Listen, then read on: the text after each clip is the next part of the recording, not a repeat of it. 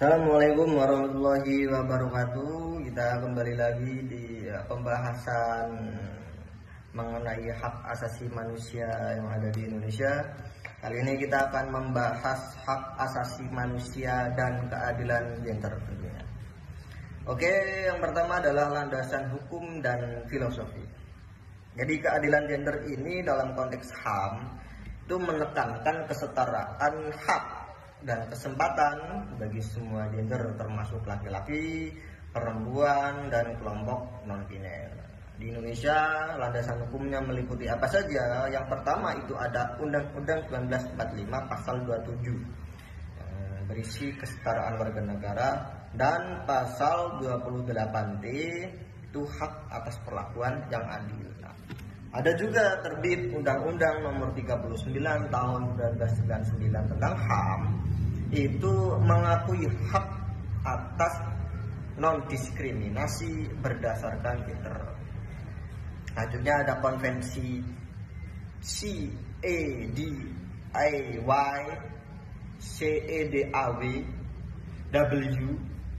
Itu Indonesia berkomitmen menghapus diskriminasi terhadap perempuan. Nah, selanjutnya ada juga undang-undang yang baru terbit itu Undang-Undang nomor 784 tahun 84 dan Undang-Undang nomor 23 tahun 2004 tentang perlindungan terhadap perempuan dan anak dari kekerasan. Lalu apa saja kemajuan keadilan gender yang sudah tercatat ini pada dewasa ini? Yang pertama adalah pendidikan dan kesehatan. Angka partisipasi perempuan dalam pendidikan ini terus meningkat. Grafiknya terus meningkat. Dengan tingkat melek huruf perempuan ini sudah mendekati angka 90%. Itu menurut survei pada tahun 2020. Nah, akses ke layanan kesehatan reproduksi juga membaik. Jadi pada saat ini juga akses untuk perempuan berkonsultasi tentang keperempuanan, untuk mengecek kehamilan, untuk melahirkan pada saat ini sudah cukup membaik. Lanjutnya dari sisi politik, dari sisi kesetaraan politik ini, Undang-Undang Pemilu itu juga mewajibkan partisipasi perempuan pada DPR, DPRD ini mencapai 30%. Jadi 30% partisipasi dari DPR dan DPRD ini harus berjenis kelamin perempuan.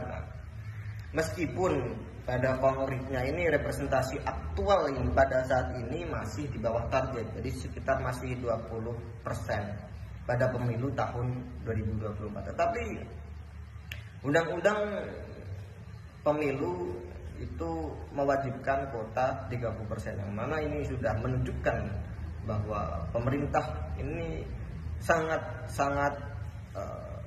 bekerja keras dalam mensetarakan gender. Lalu dari sisi ekonomi ini, perempuan semakin aktif di sektor formal dengan banyaknya perempuan di posisi manajerial. Nah, meski ketimpangan upah masih ada. Jadi menurut hasil survei ini juga perempuan ini rata-rata mendapat gaji atau mendapat pendapatan ini baru 70% sampai 80% dari upah laki-laki. Tetapi banyak pada saat ini posisi-posisi strategis ini diisi oleh perempuan, jadi manajer, jadi komisioner juga perempuan, jadi anggota dewan juga perempuan, bahkan pada saat itu Presiden Megawati juga perempuan. Selanjutnya ada advokasi masyarakat sipil. Organisasi perempuan seperti Komnas Perempuan dan LBH APIK ini aktif terus mendorong perlindungan hak perempuan dan anak. Lalu setelah itu apa aja tantangan keadilan gender ini? Meski ada kemajuan, tentunya kan ada juga hambatan-hambatan yang dilalui. Yang pertama apa? Yang pertama adalah kekerasan berbasis gender. Kekerasan dalam rumah tangga atau KDRT ini masih banyak terjadi di Indonesia. Mulai KDRT, pemerkosaan, pelecehan seksual ini kasusnya itu masih banyak. Komnas Perempuan saja mencatat ada lebih dari 400.000 kasus kekerasan terhadap perempuan setiap tahunnya.